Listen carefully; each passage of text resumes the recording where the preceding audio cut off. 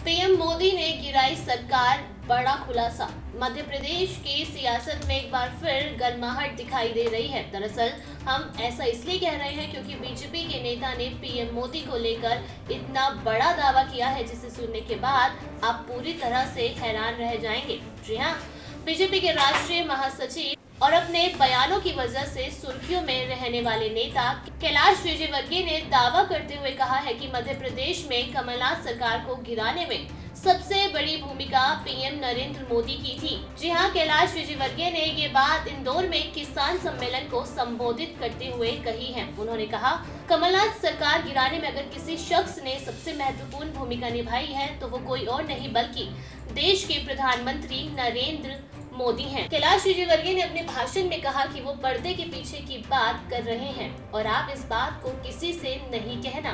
कैलाश कहते हैं कि मैंने आज तक किसी को ये बात नहीं बताई है, पहली बार इस मंच से बता रहा हूँ कि कमलनाथ जी की सरकार गिराने में यदि सबसे बड़ी भूमिका किसी की थी तो वो कोई और नहीं बल्कि नरेंद्र मोदी जी की थी। बता दें कि इस साल मार्च में ज्योतिरादित्य सिंधिया की बगावत के बाद कांग्रेस के 22 विधायक पार्टी से अलग हो गए थे और मध्य प्रदेश में कमलनाथ सरकार अल्पमत में आ गई थी। इसके बाद कमलनाथ को मुख्यमंत्री पद से इस्तीफा तक देना पड़ा था। इसके बाद 23 मार्च को शिवराज सिंह चौहान ने मुख्यमंत्री पद की शपथ लेकर हर किसी को हैरान कर दिया था।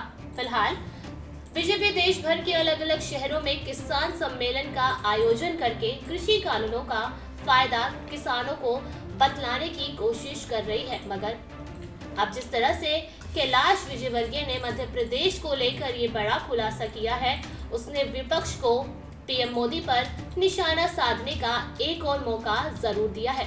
अब देखना होगा कि विरोधी सियासी पार्टियां इसे लेकर बीजेपी समेत पीएम मोदी को किस तरीके से घेरती है। आईटीबी न्यूज रूम की रिपोर्ट।